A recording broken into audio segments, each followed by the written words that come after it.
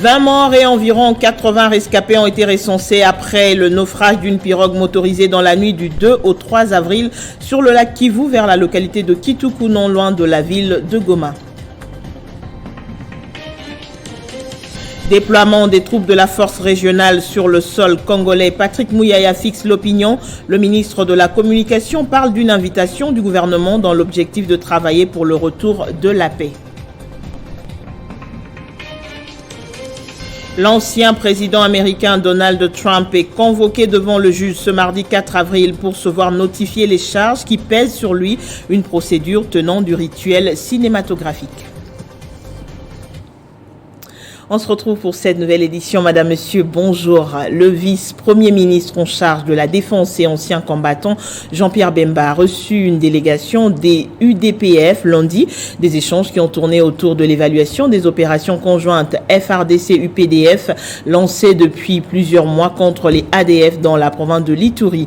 Ces derniers étaient axés également sur l'occupation depuis quelques jours de l'agglomération de Bunagana par l'armée ougandaise après le retrait des rebelles M23. Le général Wilson Mbasu Massoudi, chef des forces de défense du peuple ougandais, IPDF, effectue une visite de 3 jours à Kinshasa. Au cours de sa visite, il devrait évaluer les opérations conjointes entre les FARDC et l'UPDF contre les terroristes des forces démocratiques alliées ADF, en collaboration avec son homologue congolais, lieutenant-général Christian Chiwewe Songesa. Les deux généraux se sont réunis au quartier général des FARDC pour discuter des opérations conjointes en cours. Par la suite, la délégation a été reçue par le vice-premier ministre, ministre de la Défense, Jean-Pierre Bemba. Il convient de noter que l'armée ougandaise est également impliquée dans la force régionale de la communauté d'Afrique de l'Est en RDC. Cette force a pour objectif de renforcer la sécurité et la stabilité régionale. Le dossier des forces régionales a fait l'objet d'une question orale adressée au vice-premier ministre Jean-Pierre Bemba, qui, dans les jours à venir, devrait répondre devant la représentation nationale. Le député national Juvenal Munubo, dans le souci de tirer au clair la question sur la participation des troupes ougandaises dans la force régionale de l'EAC, a déposé au bureau de l'Assemblée nationale une question orale avec débat adressée au vice-premier ministre de la Défense nationale, ancien combattant Jean-Pierre Bemba, pour qu'il vienne s'expliquer sur le contour de cette force en République démocratique du Congo. Pour rappel, les troupes ougandaises sont en possession de la cité frontalière de Bunagana depuis le dimanche 2 avril, après avoir été cédées par les M23, avec interdiction formelle aux troupes loyalistes d'y accéder. Cette question continue à susciter beaucoup de réactions dans l'opinion congolaise. Justement, sur ce même sujet, le chef d'état-major général des FARDC est attendu à Béni dans les prochaines heures. C'est ce qu'annonce le gouverneur du Nord Kivu et commandant des opérations militaires dans la province, qui, lui, d'ailleurs, vient d'arriver sur place à Béni il y a quelques heures. Le lieutenant général Constant Ndima indique qu'outre l'inspection de routine, la mission du chef d'état-major général des FARDC consiste aussi à évaluer les opérations militaires conjointes FARDC-UPDF en cours à Béni et Irumu. Je viens recevoir le chef d'état-major général qui est annoncé à partir du territoire de Béni dans notre province. Il vient ensemble pour que nous évaluions la situation sécuritaire dans la province en général et plus particulièrement ici dans le territoire de Béni avec les opérations conjointes qui sont en cours et aussi continuer l'inspection puisque depuis qu'il a pris ses fonctions, il n'est pas encore arrivé ici. Alors il vient, c'est pourquoi je suis venu l'attendre, moi et le commandant 34e région militaire. Saluons le bravoure de nos militaires malgré la situation qu'ils connaissent et l'opération Souja depuis le début, qui avait donné beaucoup d'espoir à la population. À un certain moment, la population commençait à se poser beaucoup de questions. Je crois que l'opération Souja s'est refait quand même à surface et nous saluons ses succès dans les Moalika où plusieurs bastions des ADF ont été démantelés et certains leaders aussi neutralisés. Nous regrettons à ce que les fils et filles aussi du milieu, c'est-à-dire les Congolais qui y font partie. Nous ne les disons pas seulement en l'air, mais nous avons des preuves de collaboration avec ceux qui massacrent notre population, ce qui fait très très très mal. Et nous venons voir tout cela ensemble avec les chefs d'état-major général. Et dans la capitale, le président de l'UNPC section Kinshasa a été reçu lundi par le vice-premier ministre en charge de l'Intérieur, Sécurité et Affaires coutumières, Peter Kazadi, dans son cabinet de travail. Jean-Marie Kassamba, qui est allé présenter ses civilités au nouveau patron de la territoriale, a saisi l'occasion également pour lui présenter les missions de l'UNPC. C'est une première rencontre d'échange et de procédés de collaboration avec à la fois le vice-premier ministre en charge de l'Intérieur et Sécurité Peter Kazadi, celui de la Défense nationale Jean-Pierre Bemba Gombo et le président de l'UNPC Kinshasa Jean-Marie Kassamba. Ensemble, ils ont défini les modalités de collaboration durant cette année électorale pour la défense des intérêts des journalistes de la capitale, mais aussi pour booster la communication des guerres. Nous avons profité de ce premier rendez-vous pour échanger, lui présenter l'UNPC Kinshasa, la composition, mais également les missions de l'UNPC. Et à son tour, il nous a remercié pour ce premier contact, cette réunion. Et nous avons échangé autour des problématiques de collaboration entre la presse de Kinshasa et le ministère de l'Intérieur, la vice-primature, bien évidemment, dans le secteur de la sécurité et du travail de la défense des intérêts de notre pays. Jean-Pierre Bemba Gombo et Peter Kazadi, respectivement VPM de la Défense et de l'Intérieur, ont pris l'engagement de travailler avec la presse de Kinshasa pour l'intérêt supérieur de la nation congolaise. Il s'y est de noter que le patron de l'espace 50 et président de l'UNPC Kinshasa, Jean-Marie Kassamba, était accompagné du secrétaire général de l'UNPC lors de cette rencontre. La force régionale est une force d'appui aux forces armées de la RDC. Toutes ces troupes qui sont actuellement sur le sol congolais y sont sur invitation du gouvernement dans l'objectif de travailler pour le retour de la paix. Cela ne doit donc pas être interprété comme une quelconque forme de balkanisation. Déclaration du porte-parole du gouvernement Patrick Mouyaya lors du briefing de ce lundi 3 avril. Ministre de la Défense, Jean-Pierre Bemba Gombo, avec qui ils ont discuté. Vous savez que nous avons des opérations conjointes que nous menons avec les forces ougandaises dans la partie du Grand Nord, à Beni. Mais vous savez aussi que l'Ouganda est un des pays qui a envoyé ses troupes dans le cadre de la force régionale, cette fois-ci du côté de Bunagana. Il était donc question de discuter de comment cela s'est mis en œuvre. Je rappelle le principe que je disais, que j'ai dit et redit plusieurs fois dans ces cadres, que la force régionale est une force d'appui aux forces armées de la République démocratique du Congo. Et que toutes ces troupes qui sont venues en République démocratique du Congo aujourd'hui sont venues à l'invitation du gouvernement congolais dans l'objectif de travailler pour le retour de la paix. Cela ne doit donc pas être interprété comme une quelconque forme de balkanisation, d'autant plus que l'objectif recherché, c'est de parvenir à la fin des hostilités.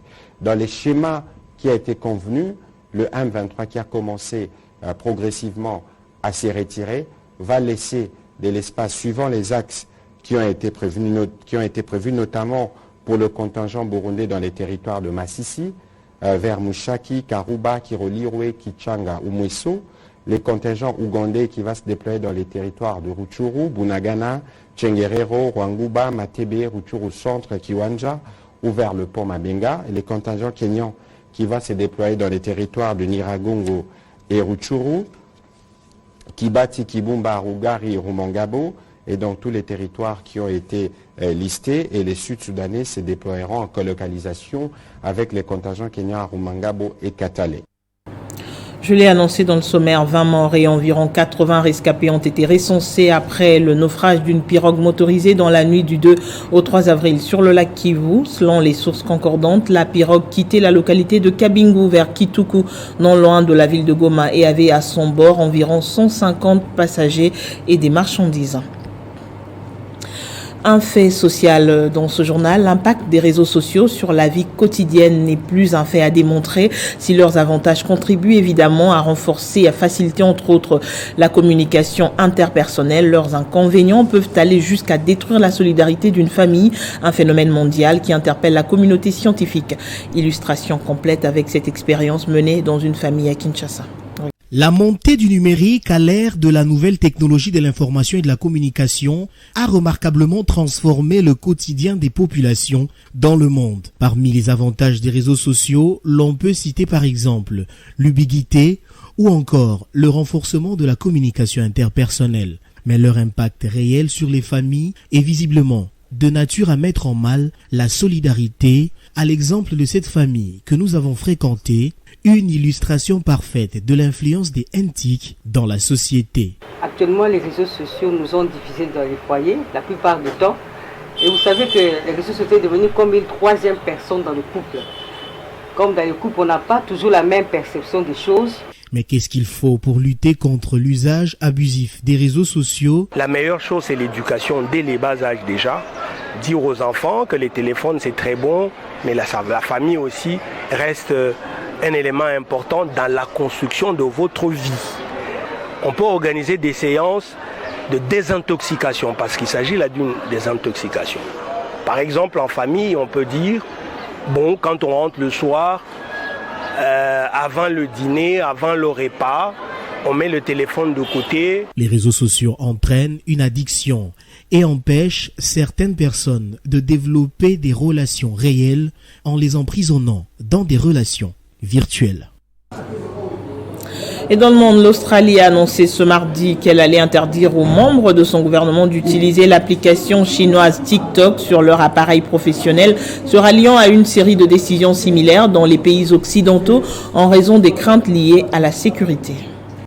Entre craintes sur la sécurité et poids économique, l'application TikTok est une nouvelle fois dans les viseurs d'un gouvernement. Après les États-Unis, la Grande-Bretagne, les Canada et la Nouvelle-Zélande, l'Australie a annoncé ce mardi 4 avril 2023 qu'elle allait interdire aux membres de son exécutif d'utiliser l'application chinoise sur leur appareil professionnel qu'est TikTok. Cette décision a été prise sur les conseils des services des renseignements australiens et sera mise en pratique dès que possible, a indiqué les ministres de la Justice Mark Dreyfus. En dehors du fait que TikTok devient de plus en plus viral tous les jours, les bas blessent ailleurs. Au centre des craintes se trouve une loi chinoise de 2017 qui impose aux entreprises locales de mettre sur demande des autorités des données personnelles qui relèvent de la sécurité nationale. L'Occident, un bras de fer avec la Russie de Vladimir Poutine, concevrait mal le fait de voir des données sensibles ou non tomber dans les serveurs des agences des renseignements chinoises. De surcroît, au début de l'année, le gouvernement australien avait par ailleurs annoncé qu'il allait retirer des caméras de vidéosurveillance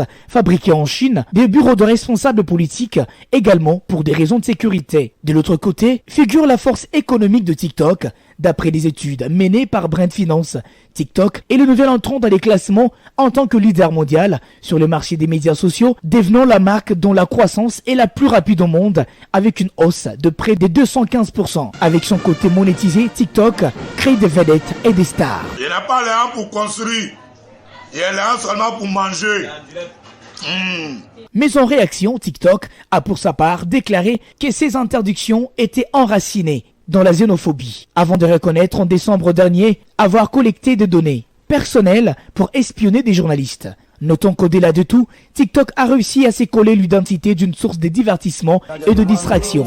Lui-même revendique d'1 milliard d'utilisateurs à travers le monde, restant au moins plus d'1 heure le jour collé à l'application. C'est sans précédent dans l'histoire américaine. Premier ancien président à être inculpé au pénal. Donald Trump comparé ce mardi devant la justice de New York. Le milliardaire sera placé en état d'arrestation, puis un juge de Manhattan lui détaillera les charges retenues par un grand jury dans l'affaire du paiement à l'ex-star du X Stormy Daniels juste avant la présidentielle de 2016. Donald Trump s'apprête à vivre ce qu'aucun autre ancien président américain n'a connu. Inculpé dans une affaire de paiement à une star de films de cinéma, l'ex-président va comparaître mardi 4 avril à New York lors d'une audience sans précédent qui divise et fascine l'Amérique. Le républicain de 76 ans, candidat à l'élection présidentielle de 2024, est convoqué devant le juge à 14h15 heure locale pour devoir notifier le charge qui pèse sur lui. Cet événement inédit, au potentiel politique explosif, suscite des craintes en matière de sécurité. Les soutiens les plus acharnés de Donald Trump ont prévu de manifester à New York et la police de la ville est en état d'alerte. Une fois au tribunal, Donald Trump est censé se soumettre au rituel que connaissent tous les prévenus. Décliner son nom, son âge, sa profession, effectuer un relevé d'empreinte digitale et être pris en photo. Le chef d'inculpation n'ont pas encore été rendu public, même si quelques éléments ont fuité dans le média. Il serait une trentaine liés à la falsification des documents d'entreprise, a avancé lundi soir Yahoo News, citant une source anonyme. Une chose est sûre, l'ancien président plaidera non coupable si la question lui est posée, comme l'a déjà annoncé sa défense. Et pour refermer cette page, l'OTAN va compter 31 pays. À partir de ce mardi, la Finlande deviendra officiellement membre de l'organisation. Selon son secrétaire général, le drapeau finlandais sera hissé mardi en milieu d'après-midi au siège de l'Alliance à Bruxelles. C'est vraiment une journée historique, a-t-il ajouté, soulignant qu'il s'agissait du processus d'adhésion le plus rapide de l'histoire récente de l'Alliance. En sport, le championnat national de football pourrait reprendre incessamment en RDC. Le ministre des Sports et Loisirs et la Fédération congolaise de football association ont échangé sur la question hier. L'un de ces 4 matins, la commission de gestion de la Linafoot devra publier un calendrier pour terminer, ne serait-ce que la phase aller. Arrêté depuis le mois de décembre 2022, le championnat d'élite va reprendre incessamment. Le nouveau ministre des Sports et Loisirs, François-Claude Kaboulou-Mwana Kaboulou, a échangé lundi avec la délégation de la FECOFA quant à ce. Les solutions sont en train de trouver de sorte qu'on ne puisse jouer ne fût-ce que la phase aller. Et d'ailleurs, son Excellence a promis que si au 31 mai, la Linafoot ne sera pas en mesure de terminer tout le championnat, il est disposé à accorder une dérogation de sorte que le championnat aille jusqu'à la fin. Nous avons également parlé de la Coupe du Congo, dont la finale doit se jouer le 30 juin. Et il a promis l'accompagnement du gouvernement, tant pour la Linafoot que pour la Coupe du Congo. Au cours de cette audience, le ministre des Sports et Loisirs a demandé à la Fédération congolaise de football association de baliser le terrain pour les léopards de la RDC qui disputeront les 2 dernières rencontres des éliminatoires de la CAN 2023, respectivement face au Gabon et au Soudan. La position que nous occupons maintenant, ça sera une finale. Et l'autorité a attiré notre attention de sorte que nous puissions bien faire les choses et surtout les faire à temps. On a parlé des infrastructures, parce que vous savez que présentement, nous n'avons aucun stade national homologué ou approuvé par la CAF.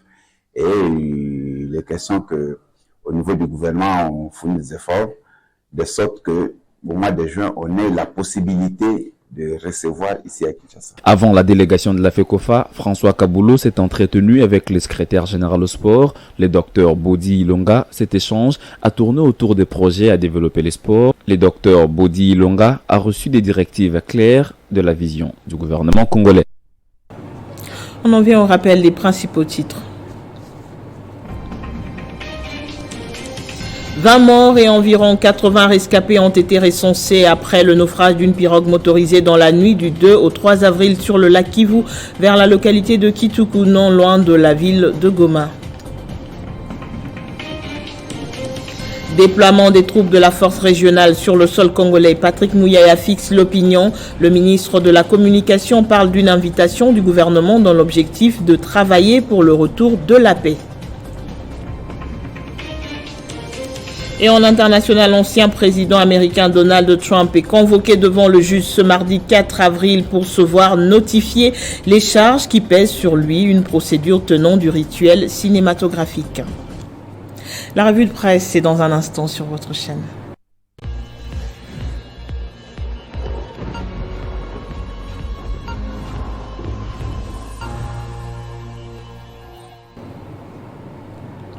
On revient pour la sélection et la lecture de la presse écrite avec Héritier Ntambois qui est déjà là. Bonjour et bienvenue Héritier. Merci beaucoup et bonjour à tous. Le 6 avril est déclaré journée fériée en RDC. C'est en reconnaissance du combat de Simon Kimbangu. Exactement, Aminan. C'est d'ailleurs le titre repris à la une de Politico.cd. Le média nous renseigne que c'est dans une ordonnance présidentielle rendue publique hier lundi que le chef de l'État, Félix Tshisekedi, a décidé de faire de la date du 6 avril une journée fériée pour commémorer le combat de Simon Kimbangu et le combat africain. Celui-ci étant un chef religieux et considéré par plusieurs comme un envoyé spirituel congolais.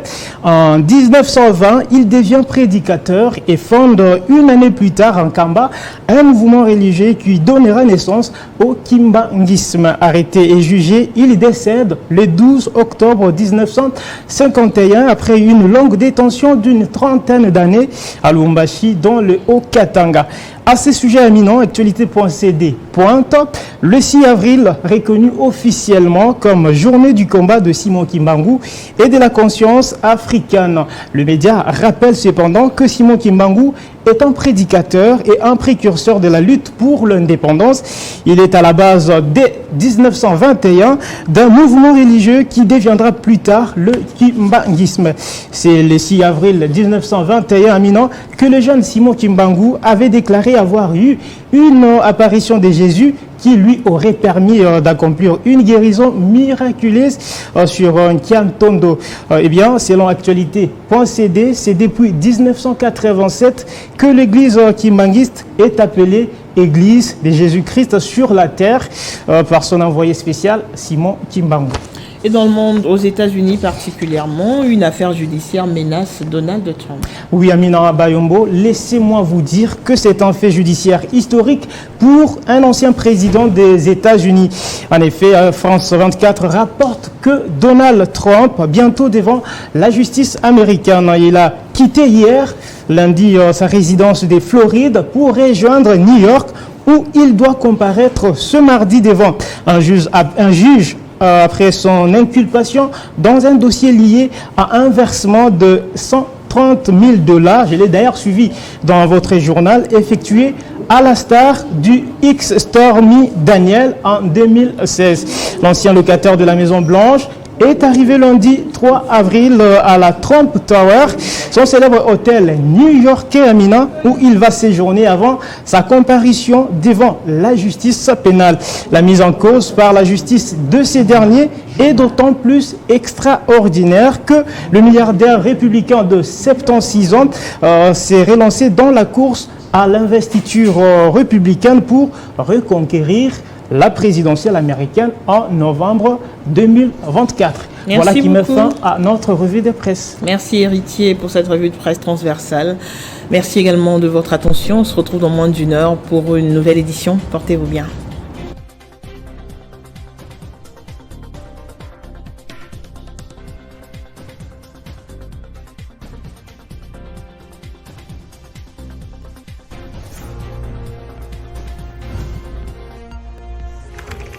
L'actualité reste incontinue.